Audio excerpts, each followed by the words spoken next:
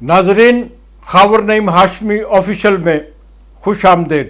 ہماری آج کی کہانی کا عنوان ہے بی بی بے نظیر شہید جب بیبی بے نظیر ہوا کرتی تھی۔ ناظرین، ذوالفقار علی بھٹو کو پھانسی سے بچانے کے لیے پورے ملک میں احتجاج ہو رہے تھے، مظاہرے ہو رہے تھے، وکلاء سڑکوں پر تھے، طلباء سڑکوں پر تھے، خواتین سڑکوں پر تھیں اور دانشور تک جو ہے وہ مظاہرے کر رہے تھے۔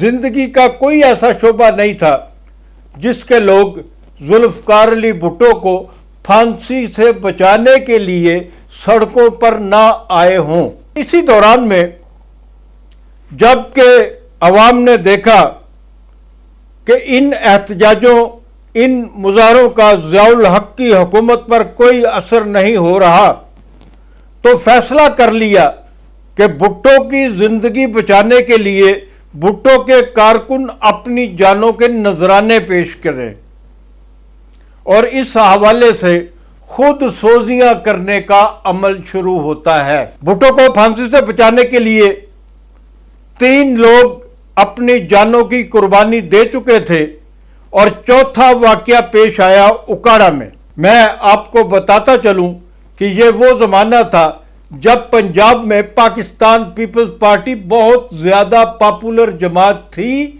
اور اکاڑا شہر کو پنجاب کا لاڑکانہ کہا جاتا تھا۔ اکاڑا میں پیپلز پارٹی کے حامی وکلاء کا احتجاجی مظاہرہ چل رہا تھا کہ اچانک ایک بڑا واقعہ رونما ہو گیا۔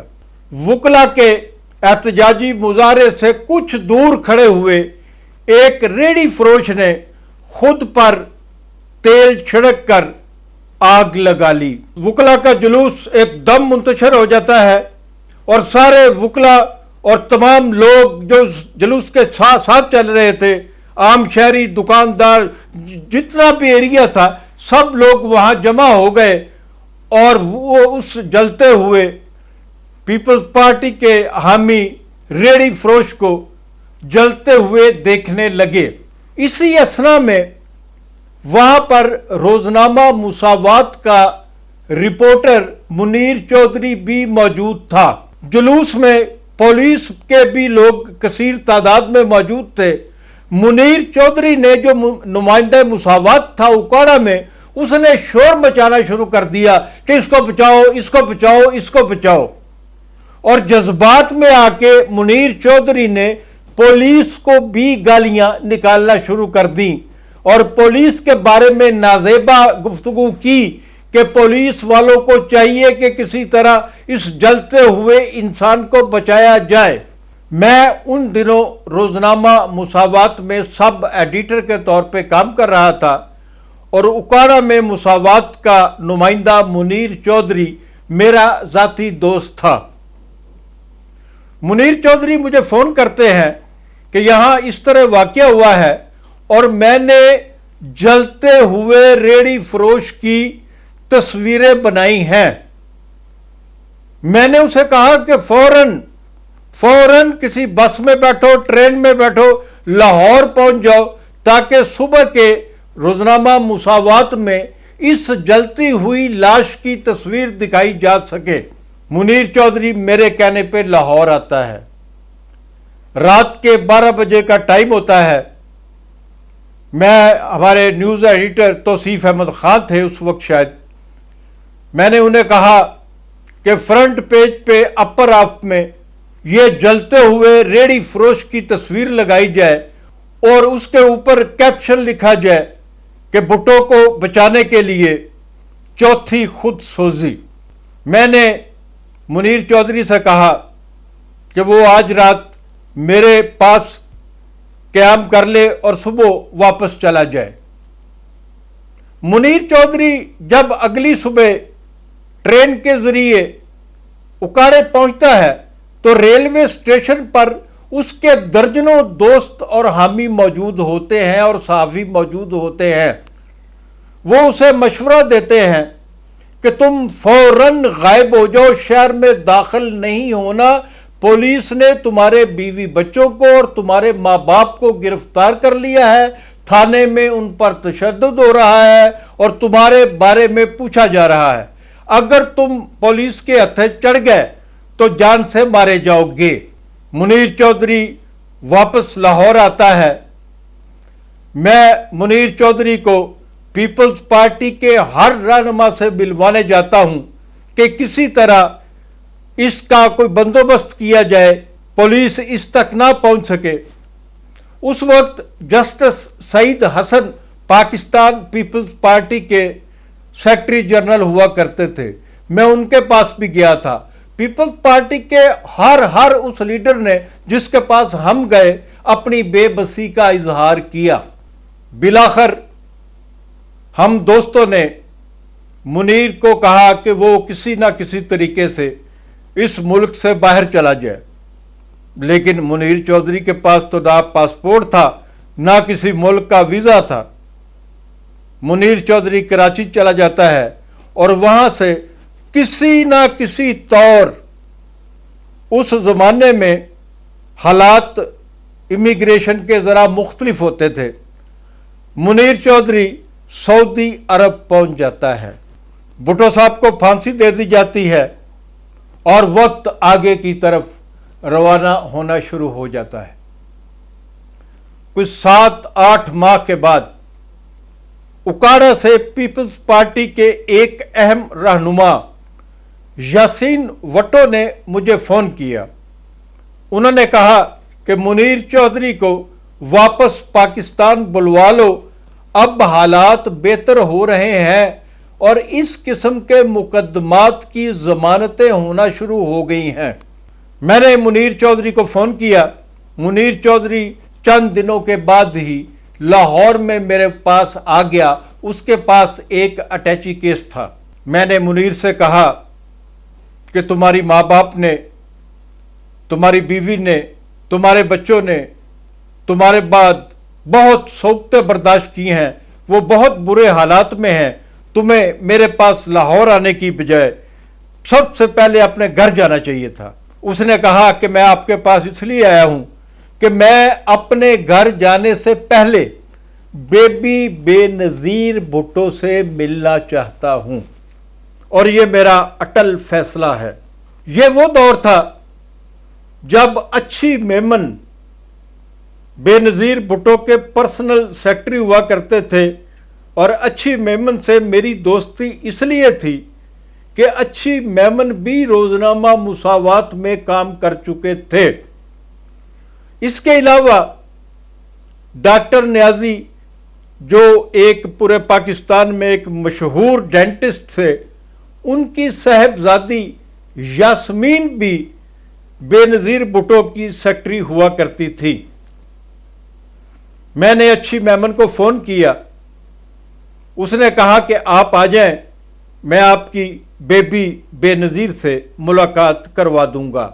मैं मुनीर चौधरी को लेकर 70 क्लिफ्टन पहुंचता हूं। 70 क्लिफ्टन के बाहर हजारों लोगों ने खैमे लगा रखे थे। वो एक सोग का समा था। जब हम 70 क्लिफ्टन के अंदर दाखिल होते हैं तो बेबी बेनज़ीर एक नुक्कड़ में बैठी सिंधी खवातीन से गुफ्तगू कर रही थी और जो बात मैंने सुनी बेबी बेनज़ीर भुट्टो की, वो सिंधी खवातीन को तलकीन कर रही थी कि सिंध और कराची लाज़िम मलज़ूम है और सिंधी खवातीन को, मर्दों को, बच्चों को उर्दू भी सीखनी चाहिए, क्योंकि उर्दू हमारी कौमी ज़ुबान भी है और उर्दू कराची के रहने वाले भी बोलते हैं और इस तरह उर्दू सीखकर कराची और अंदरूने सिंध के लोग इनमें यगानगत पैदा हो सकती है। मुझे पता चला कि आज सेंट्रल एग्जीक्यूटिव का इजलास है और बेनज़ीर भुट्टो और नुसरत भुट्टो साहबा इस इजलास की सदारत करने वाली हैं। मैंने अच्छी मेमन से कहा कि बेबी तो उठेंगी और चली जाएंगी सेंट्रल कमेटी के इजलास में, हमारी मुलाकात कैसे होगी? अच्छी मेमन ने कहा कि बीबी को उठने दो, मैं उनसे बात करता हूं। और वही हुआ कि बेनज़ीर भुट्टो सिंधी ख़वातीन से ख़िताब करके उस कॉन्फ्रेंस हॉल की तरफ बढ़ने लगीं जहां सेंट्रल एग्जीक्यूटिव की मीटिंग होने जा रही थी। अच्छी मेमन अचानक बेनज़ीर भुट्टो के करीब पहुंच जाता है और उन्हें बताता है कि खावर नईम हाशमी आपके बुलावे पर आपसे मुलाकात का मुंतज़िर है। मैं पीछे खड़ा हुआ था। बेबी बेनज़ीर ने मेरा हाथ पकड़ा और लेफ्ट हैंड में एक लेन की तरफ चली जाती हैं। मुनीर चौधरी मेरे साथ था। हमें जिस कमरे में ले जाया गया वो साइज में बहुत छोटा कमरा था। वहां पर एक छोटा बेड पड़ा हुआ था और 3 कुर्सियां थीं। बेबी बेनज़ीर भुट्टो बेड पे बैठ जाती हैं। मैं और मुनीर चौधरी सामने उनकी हदायत पर, उनके हुक्म पर कुर्सियों पर बरा जमा हो जाते हैं। बीबी मुझसे पूछती हैं, कहिए खावर साहिब क्या बात है। मैंने कहा, बेबी मैं आपसे ज़ाती तौर पे मिलने नहीं आया, मेरे साथ आपकी पार्टी का एक कारकुन भी है जो सहाफ़ी भी है। इसके साथ ये गुजरी, इस पर खुदसोजी करने वाले के कत्ल का इल्ज़ाम लगा। इस पर जो FIR दर्ज हुई उसमें लिखा गया कि इस आदमी ने उस रेड़ी फरोश पर तेल फेंका और उसको आग लगाई और इस तरह ये नौजवान सहाफ़ी पाकिस्तान से रुपोश हुआ। अब यासीन खान भुट्टो के कहने पे वापस बुलवाया गया है। ये अभी तक अपने बच्चों और अपने माँ बाप से मिलने नहीं गया। इसकी जिद थी कि यह आपसे मिलना चाहता है। उसके बाद बेबी बेनज़ीर भुट्टो मुनीर चौधरी की तरफ देखती हैं और मुनीर चौधरी खड़ा होकर अपनी बिपता सुनाना शुरू कर देता है। मुनीर चौधरी ने जब अपनी बिपता बेबी बेनज़ीर भुट्टो को सुना दी और कुर्सी पर बैठ गया तो उसी लम्हे बेनज़ीर साहिबा अचानक खड़ी होती हैं और बड़ी रौनक से मुनीर चौधरी से सवाल करती हैं। बेबी बेनज़ीर का ये कहना था कि कितने पैसे चाहिए आपको।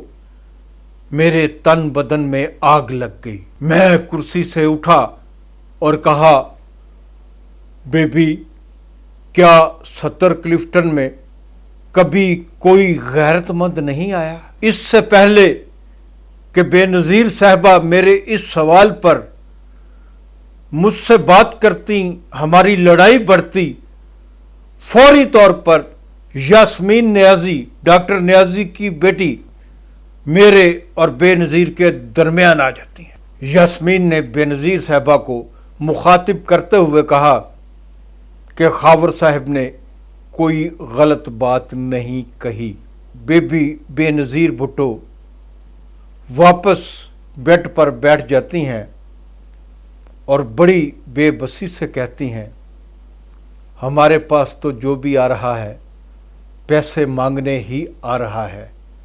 इस हवाले से उन्होंने पार्टी के बेशुमार लीडरों के नाम भी गिनवाए और बताया कि जिन हलकों में पीपल्स पार्टी के कारकुन कुर्बानियां दे रहे हैं उन हलकों के वडेरे, जागीरदार और टिकट चाहने वाले वो अपने कुर्बानियां देने वाले कारकुनों को साथ लेकर हमारे पास आते हैं और मिलवाने के बाद कारकुनों से सवाल करते हैं कि बेबी आइंदा इंतखाबात हुए तो मैं पार्टी के टिकट का तलबगार हूँगा।